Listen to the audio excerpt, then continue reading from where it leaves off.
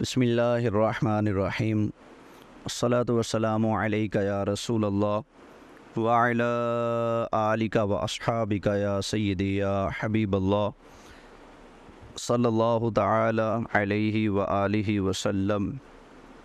مجھے جاوید احمد غامدی صاحب کا ایک کلپ بھیجا گیا جس میں وہ نبی پاک صلی اللہ علیہ وآلہ وسلم کے وجہ تخلیق کائنات، باعث تخلیق کائنات ہونے کا دبے دبے الفاظ میں انکار کر رہے تھے۔ غامدی صاحب کے حوالے سے پہلے میری دو لفظوں میں رائے سماعت کر لیجئے۔ غامدی صاحب ایسے آدمی ہیں، نرم لہجہ رکھتے ہیں، بولنے کا ڈھنگ، طریقہ، سلیقہ رکھتے ہیں، میٹھی گفتار ہے، دھیما لہجہ ہے، بات سمجھانا کرنا بھی جانتے ہیں، یہ ان کی خوبی ہے۔ اور خامیاں جہاں تک دیکھا جائے تو عقیدے کے میدان میں ان کے اندر بہت ساری خامیاں موجود ہیں۔ سر فہرست ان کے اندر ایک بہت بڑی خامی یہ کہ وہ کہتے ہیں کہ اگر کوئی شخص کفر بھی کرتا رہے تو ہمیں کوئی حق نہیں پہنچتا کہ ہم اس کو کافر کہیں، اس کے قول کو، فعل کو کفر کہیں گے، لیکن جو شخصی فتویٰ ہے کسی کے اوپر کفر کا حکم لگا دینا، وہ ہم نہیں لگا سکتے۔ ارے بھائی، ہم جو فیصلہ کر سکتے ہیں وہ اس کا غیر مسلم ہونا ہے، یعنی مسلمانوں کی ایک جمعیت ہے وجود میں آ چکی، مسلمانوں کی اس جمعیت میں کون شامل ہے اور کون شامل نہیں ہے، اس پر ہم حکم لگا سکتے ہیں۔ چنانچہ دنیا میں اس وقت جتنے بھی لوگ مسلمان نہیں ہیں وہ نان مسلم ہیں، غیر مسلم ہیں۔ ان میں سے بہت سے ہیں جو شرک کا ارتکاب کر رہے ہیں، بہت سے جو کفر کا ارتکاب کر رہے ہیں۔ ہم شرک اور کفر کو ان پر واضح کریں گے، لیکن ان کی تکفیر نہیں کریں گے، ان کو غیر مسلم کہیں گے۔ اور دوسری ان کی ایک بہت بڑی خامی، غلطی ان کی یہ ہے، وہ کہتے ہیں کہ پوچھا ان سے گیا کہ یہ جو قادیانی ہیں، احمدی ہیں، یہ اپنے آپ کو مسلمان کہلاتے ہیں، تو کیا یہ مسلمان ہیں؟ تو غامدی صاحب نے جواب دیتے ہوئے کہا کہ جو شخص خود کو مسلمان کہتا ہے، مجھے کوئی حق نہیں پہنچتا کہ میں اس کے مسلمان ہونے کا انکار کروں۔ احمدی حضرات کے بارے میں آپ کی کیا رائے ہے؟ کیا وہ مسلمان ہیں؟ دیکھیے، میرا نقطہ نظر، اور ذرا دل تھام کے سن لیجئے، وہ ہمیشہ سے یہ ہے کہ ہر وہ شخص جو اپنے آپ کو مسلمان کہتا ہے، مجھ کو کوئی حق نہیں ہے کہ میں اس کا انکار کروں۔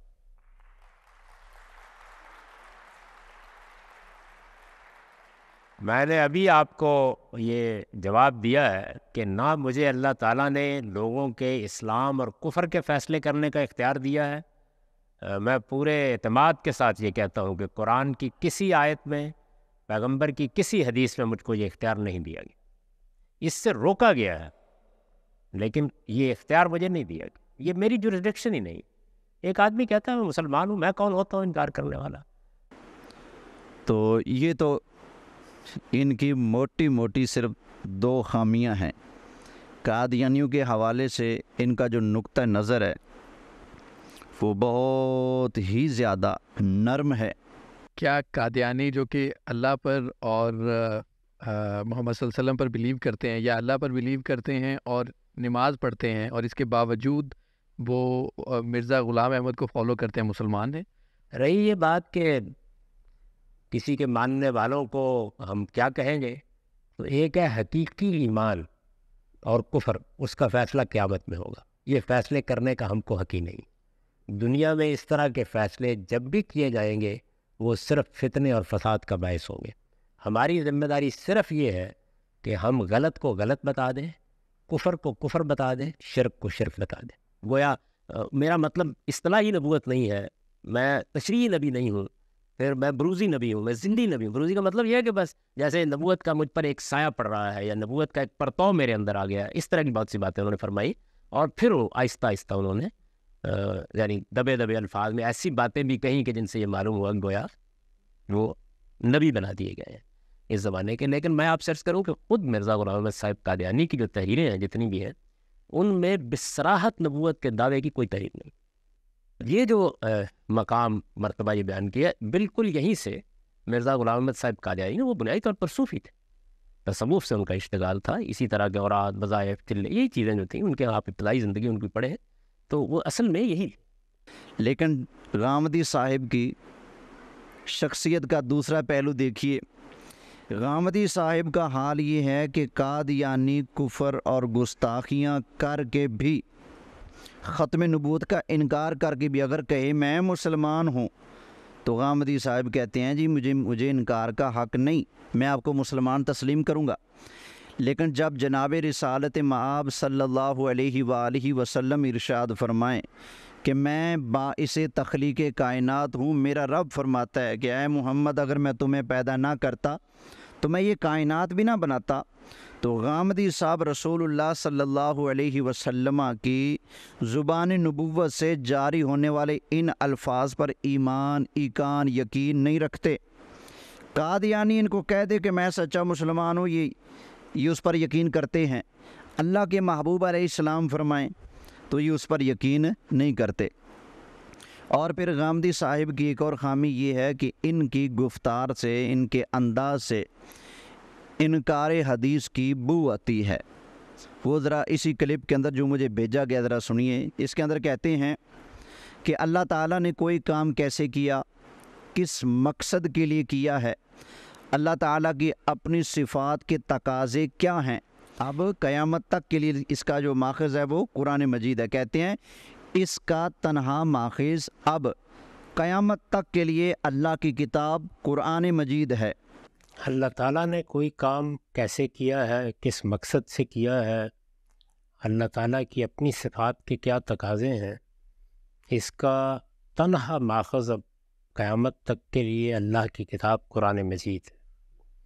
جو کچھ بھی آپ کو کہنا ہے وہ قرآن مجید ہی کی بنیاد پر کہا جائے گا. اگر کسی روایت میں کوئی بات آتی ہے تو یہ ضروری ہے کہ اس کو بھی قرآن کی روشنی میں دیکھا جائے. یعنی کہ دین کا ماخذ ان کے نزدیک صرف قرآن مجید ہے. اس کا مطلب ہے غامدی صاحب حدیث مصطفیٰ صلی اللہ علیہ وآلہ وسلم کو دین کا ماخذ نہیں مانتے. تو یہ تو انکار حدیث ہوا نا. اگر انکار حدیث کرو گے تو نمازیں کیسے پڑھو گے, نمازیں پڑھنے کا طریقہ کہاں سے نکالو گے؟ اطیع اللہ پر عمل کر لو گے قرآن سے, تو اطیع الرسول پر عمل کیسے کرو گے جب حدیثوں کو ماننا ہی نہیں؟ جب تمہارے نزدیک دین کا تنہا ماخذ قیامت تک کے لیے اب قرآن ہے, تو پھر تم لوگ نماز, روزہ کے احکام, مسائل, زکوٰۃ کے احکام, مسائل وہ تم کہاں سے لوگے؟ روزے کے. غامدی صاحب آپ کی یہ بات بالکل غلط اور بیجا ہے کہ اب ہمارے پاس قیامت تک کے لیے جو دین کا ماخذ ہے وہ صرف قرآن مجید ہے. نا, قرآن بھی ہمارے لیے ماخذ ہے اور اللہ کے محبوب صلی اللہ علیہ وآلہ وسلم کا ارشاد مبارک بھی ہمارے لیے بنیادی ماخذ ہے. تو کہتے ہیں جو کچھ بھی آپ کہنا چاہیں وہ قرآن مجید کی بنیاد پر ہی کہہ سکتے ہیں. اچھا جی, تو غامدی صاحب کو بھی چاہیے تھا کہ جب وہ حدیث لولاک کا انکار کرنے لگے ہیں تو یہ بھی اس حدیث کا انکار کرتے تو قرآن پڑھ کر انکار کرتے نا. قرآن میں لکھا ہوتا کہ اللہ نے یہ کائنات نبی کریم علیہ السلام کے لیے نہیں بنائی, اللہ نے کسی اور کی وجہ سے یہ کائنات بنائی ہے. لیکن قرآن کریم سے انہوں نے یہ نہیں دکھایا کہ اللہ کریم نے فرمایا ہو کہ کائنات کو بنانے کا مقصد نبی کریم علیہ السلام نہیں ہے, بلکہ کائنات کو بنانے کی وجہ, علت, سبب فلاں چیز ہے. تو کون سی چیز ہے جو کائنات کے بننے کا سبب ہے, جس کی وجہ سے, جس کے سبب, جس کی خاطر اللہ نے کائنات بنائی ہے؟ مقصد والی آیتوں کو نہ پڑھنا, اس لیے کہ مقصد اور چیز ہے اور وجہ اور چیز ہے. آپ کو مقصد کا پتہ ہے, وجہ کا پتہ نہیں, اور مقصد کو آپ وجہ پر فٹ کرنا چاہتے ہیں. یاد رکھیں انہوں نے کوئی آیت نہیں پڑھی اس پر کہ فلاں وجہ تھی کائنات بنانے کی, اس پر انہوں نے کوئی آیت نہیں پڑھی. جب ان کے پاس کوئی آیت اس مضمون کی نہیں تو ان احادیث کو وہ قرآن کے خلاف کیسے کہہ سکتے ہیں؟ اب ذرا آگے چلیے. غامدی صاحب کہتے ہیں میں نے جو قدیم چیزیں دیکھی ہیں انجیل برنباس میں یہ تعبیر اختیار کی گئی ہے، یعنی کہ غامدی صاحب کہتے ہیں کہ انجیل برنباس میں لکھا ہوا ہے کہ اللہ تعالیٰ نے یہ کائنات نبی کریم علیہ الصلاۃ والسلام کے سبب سے بنائی ہے۔ کہتے ہیں یہ تعبیر وہاں پر کی گئی ہے تو وہاں سے یہ چیزیں لی گئی ہیں۔ اول آپ کو چاہیے تھا کہ آپ انجیل برنباس کا حوالہ پیش کرتے، لیکن آپ نے پیش نہیں کیا، یہ بات بھی آپ نے بے بنیاد کی ہے۔ آگے کہتے ہیں دنیا کے بنانے کی مقاصد کا کوئی احاطہ نہیں کر سکتا۔ غامدی صاحب جب آپ کہتے ہیں کہ دنیا کو بنانے کے مقاصد اتنے ہیں کہ کوئی شخص ان کا احاطہ نہیں کر سکتا، جب آپ بے شمار مقاصد دنیا بنانے کے مان لیتے ہو تو نبی کریم علیہ الصلاۃ والسلام بے مقصد کائنات ہیں، حضور کی وجہ سے کائنات بنائی۔ جب اور بے شمار مقاصد آپ مان لیتے ہو تو وہیں پر اللہ کے محبوب علیہ الصلاۃ والسلام کو بھی مان لے تو آپ کو کیا ہونے لگا ہے؟ ویسے بھی میں آپ کو پوچھتا ہوں، آپ کو کیا لطف آتا ہے، کیا سکون آتا ہے، آپ کا خون کتنا کا بڑھ جاتا ہے نبی پاک صلی اللہ علیہ وآلہ وسلم کی شان اور عظمت کا انکار کر کے؟ آپ کو ملتا کیا ہے؟ بہانے سے طریقے سے نئے انداز سے آپ لوگ بھی اور دیگر بھی کچھ لوگ ہیں وہ نبی پاک صلی اللہ علیہ وسلم کی شان اور عظمت کا انکار کرتے رہتے ہیں اور وتیرہ بنا رکھا ہے۔ تو میں پوچھتا ہوں کیا امتی نہیں ہیں آپ؟ کیا آپ رسول اللہ صلی اللہ علیہ وسلم کی غلامی کا آپ دعویٰ نہیں کرتے؟ کیا آپ نبی کریم علیہ الصلاۃ والسلام کا کلمہ نہیں پڑھتے؟ اگر آپ پڑھتے ہیں اور غلامی کا دعویٰ بھی کرتے ہیں تو یہ کہاں کا اصول ہے کہ آپ غلام بھی بنیں اور اپنے آقا کی عظمت کا انکار بھی کرتے پھریں؟ یہ کیسی غلامی ہے؟ ذرا مجھے بھی سمجھا دو نا۔ تو آپ کو ملتا کیا ہے؟ کتنے نفلوں کا ثواب ملتا ہے آپ کو نبی پاک صلی اللہ علیہ وآلہ وسلم کی شان اور عظمت کا انکار کر کے؟ تو جب آپ نے دنیا بنانے کے ڈھیر سارے مقصد تسلیم کر لیے ہیں تو ایک یہ بھی مقصد بھی مان لو نا، تو آپ کو اس میں کیا مسئلہ ہے؟ اور وہ جو ڈھیر سارے مقصد ہیں آپ کو چاہیے آپ قرآن کی آیتیں پڑھیں، کیونکہ آپ کے نزدیک تو دین کا تنہا ماخذ صرف قرآن حکیم ہے، تو ڈھیر ساری آیتیں پڑھ کر وہ ڈھیر سارے مقصد حیات آپ پیش کرتے ہیں نا، اور ڈھیر ساری وجوہات آپ پیش کرتے کہ یہ وجہ بھی ہے کائنات کے بننے کی، یہ وجہ بھی ہے، یہ وجہ بھی ہے، یہ وجہ بھی ہے، ڈھیر ساری وجوہات آپ پیش کرتے کہ ان وجوہات کی بنا پر اللہ تعالیٰ نے اس کائنات کو تخلیق فرمایا ہے، جبکہ آپ نے ایسا بھی کچھ نہیں کیا۔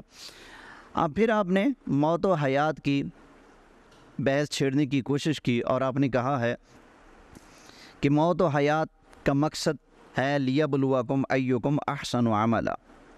تو میں پوچھتا ہوں لیبلوکم ایکم احسن عملا یہ کن کے بارے میں ہے؟ یہ انہی کے بارے میں ہے جو شریعت کے مکلف ہیں۔ شریعت کے مکلف کون ہے؟ جن و انس ہیں۔ جن و انس کے علاوہ کون ہے شریعت کا مکلف؟ اور تو کوئی نہیں نا۔ تو گویا ان کا مقصد حیات آپ بیان کر رہے ہیں، لیکن جو باقی مخلوقات ہیں، جانور ہیں، جنت ہے، دوزخ ہے، فرشتے ہیں، آسمان ہے، زمین ہے، ان کو بنانے کا مقصد کیا ہے؟ اگر آپ پڑھتے ہیں وَمَا خَلَقْتُ الْجِنَّ وَالْإِنسَ إِلَّا لِيَعْبُدُونَ تو وہاں پر بقول آپ کی اگر وہ وجہ بھی ہو، حالانکہ وہ مقصد حیات ہے، وہ وجہ تخلیق نہیں ہے، اگر وہ بات درست بھی ہو تو وہاں پر تو صرف اور صرف انسانوں اور جنات کی تخلیق کا جو مقصد ہے وہ بیان کیا گیا ہے۔ باقی جو اللہ تعالیٰ نے اتنے بڑے جہان بنائے ہیں اور ہزاروں قسم کی مخلوقات اور اشیاء بنائی ہیں، ان کے پیدا ہونے کی وجہ کیا ہے، مقصد کیا ہے، سبب کیا ہے، وہ تو آپ نے بیان نہیں کیا نا۔ آپ تو صرف دو چیزوں کو لے کر بیٹھے ہیں کہ جنوں اور انسانوں کو اللہ نے عبادت کے لیے پیدا کیا ہے، تو باقی چیزوں کا آپ کہاں سے ثبوت لے کر آئیں گے؟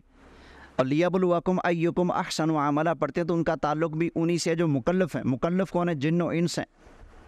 تو ٹھیک ہے، ایکم احسن عملا یہ مقصد حیات ہو گیا، کن کے ساتھ یہ تعلق رکھتا ہے؟ انسانوں کے ساتھ اور جنوں کے ساتھ۔ اور باقی جو مخلوق ہیں ان کے پیدا ہونے کا مقصد کیا ہے؟ پہاڑ اس لیے بنایا کہ لیبلوکم ایکم احسن عملا، یہ 7 آسمان، زمینیں، پانی، آگ، مٹی، ہوا، یہ شجر، یہ حجر، یہ آسمان، یہ زمین، یہ چاند، یہ سورج، یہ ستارے، یہ بھی کیا اللہ نے اس لیے بنائے ہیں لیبلوکم ایکم احسن عملا؟ نہیں، تو پھر آپ کیسے کہہ سکتے ہیں کہ ساری کائنات کو بنانے کا مقصد عبادت ہے؟ کیا سورج نمازیں پڑھتا ہے؟ زمین، آسمان، پتھر، پہاڑ، یہ جمادات، یہ نباتات، یہ چاند ستارے، یہ ساری چیزیں، جنت دوزخ، یہ میزان، یہ لوح، یہ قلم، یہ کرسی، یہ ساری چیزیں کیا نمازیں پڑھتی ہیں؟ نہیں۔ تو پھر ان کے بنانے کا مقصد تو پھر فوت ہو گیا۔ تو کس طرح کی آپ باتیں کر رہے ہیں؟ اگلی بات کر دوں غامدی صاحب، آپ لوگ اور مرزا محمد علی انجینئر بھی جو کہتے ہیں نا کائنات کو بنانے کا مقصد اللہ کی عبادت ہے، تو اللہ کی عبادت کے مکلف جن و انس ہیں، ان کے بنانے کا مقصد معلوم ہو گیا، تو باقیوں کو بنانے کا مقصد کیا ہے وہ آپ نے بتانا ہے۔ اور پھر دوسرا، ایک ہوتا ہے مقصد اور ایک ہوتا ہے وجہ، سبب، دونوں میں فرق ہے۔ مقصد اور چیز ہے، وجہ اور چیز ہے۔ مثلا پنکھا ہے، پنکھے کی چلنے کی وجہ کیا ہے؟ بجلی۔ بجلی وجہ بنے گی تو پنکھا چلے گا نا، بجلی نہ ہو تو پنکھا بولیں نہیں چلتا۔ تو کیا پنکھے کو بنانے کا مقصد بجلی ہے؟ نہیں۔ یہ پنکھا ہم نے کس لیے لگایا ہے؟ ہوا کے لیے نا۔ اس کے چلنے کی وجہ بجلی اور اس کو چلانے کا مقصد ہوا ہے۔ سمجھ آ گئی نا؟ تو پتہ چلا وجہ اور چیز ہے، مقصد اور چیز ہے۔ یہاں پر اللہ تعالیٰ نے وَمَا خَلَقْتُ الْجِنَّ وَالْإِنسَ إِلَّا لِيَعْبُدُونَ کے اندر مقصد حیات کو بیان فرمایا ہے۔ پھر آپ نے کہا ہے کہ ایسی ویسی اگر کوئی بات ہوتی تو اللہ تعالیٰ خود ہی بتا دیتا۔ کامدی صاحب میں آپ سے پوچھتا ہوں، اللہ بتا دے تو آپ کو یقین آئے گا، اگر رسول اللہ صلی اللہ علیہ وآلہ وسلم بتا دیں تو آپ کو یقین کیوں نہیں آتا؟ کیا اللہ کے محبوب علیہ الصلوۃ والسلام نے نہیں ارشاد فرمایا کہ اللہ فرماتا ہے اے محبوب اگر میں تمہیں پیدا نہ کرتا تو میں اور کسی چیز کو بھی پیدا نہ کرتا؟ اور صحیح حدیث ہے جس کو امام حاکم نے المستدرک علی الصحیحین کے اندر نقل کیا کہ نبی کریم علیہ السلام فرماتے ہیں اللہ نے فرمایا تھا حضرت عیسیٰ علیہ السلام سے، اے عیسیٰ اگر میں محمد کریم علیہ الصلوۃ والسلام کو پیدا نہ کرتا تو میں حضرت آدم علیہ السلام کو بھی پیدا نہ کرتا، نہ میں جنت کو پیدا فرماتا، نہ میں دوزخ کو پیدا فرماتا، نہ میں کسی اور چیز کو پیدا فرماتا۔ میں نے عرش کو بنایا پانی کے اوپر تو اس نے ہلنا شروع کر دیا، میں نے اس پر لکھا لا الہ الا اللہ محمد رسول اللہ فسکنا، تو وہ ہلنے والا عرش اپنی جگہ پر ٹھہر گیا۔ امام حاکم فرماتے ہیں یہ حدیث صحیح ہے، اور اس کی سند کو بھی الحمدللہ ہم نے پوری تفصیل کے ساتھ ایک ایک راوی پر بحث کر کے اس کا مضبوط ہونا، سکہ ہونا اور صحیح اور سند ہونا ہم نے ثابت کر دیا ہے۔ تو آپ کے پاس کیسی ایک چیز ہے جو آپ کو مجبور کرتی ہے کہ آپ نبی پاک صلی اللہ علیہ وآلہ وسلم کی شان و عظمت کا انکار کریں؟